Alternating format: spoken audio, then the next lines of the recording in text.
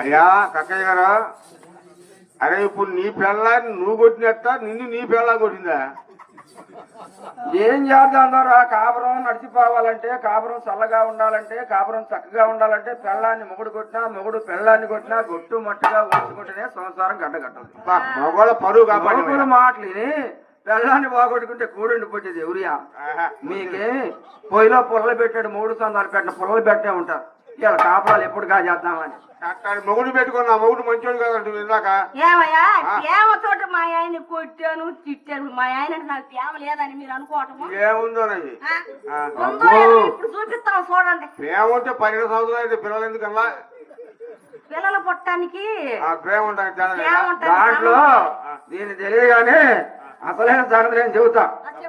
మా అప్పమ్మండ ఓరయ్య తమ్ముడా, నీకు ఇప్పుడు 4 పోయారు. నీకు మా అప్పమ్మండ అయ్యా నీకు 4 పోయారా తమ్ముడా, ఇప్పుడు నాకు ఒక ముద్ద వండి పెట్టేవాళ్ళు లేరు. ఏదో నాకు లేక ఒక బిడ్డ పుట్టింది కాబట్టి నీ అగసాటి చూడలేక ఆ పిల్లల్ని నీ చేతిలో పెడుతున్నాను. నువ్వు జాగ్రత్తగా చూసుకోయ్యా. దానికి కనుక అంటుకున్నావా నన్ను అంటుకున్నట్టే, దాని కనుక ముట్టుకున్నట్టువా నన్ను ముట్టుకున్నట్టే.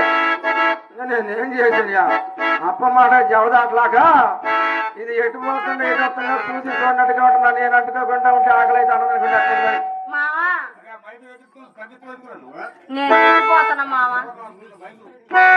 ఎటు బాపోతే నేను వచ్చారు అటు మాట్లాడుతా ఇది మాత్రం ఎందుకా? మా అప్ప చెత్త ఒకటే చెప్పింది, అయ్యయ్యా దాన్ని అంటుకున్నావా నన్ను అంటుకున్నట్టే.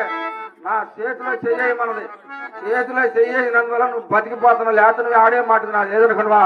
గోడసాట కుదురుకులు అటువంటి నేనేం పిచ్చి నాకు అనుకున్నావా? వద్దాం 4 పోయి పోగొట్టుంది అక్క.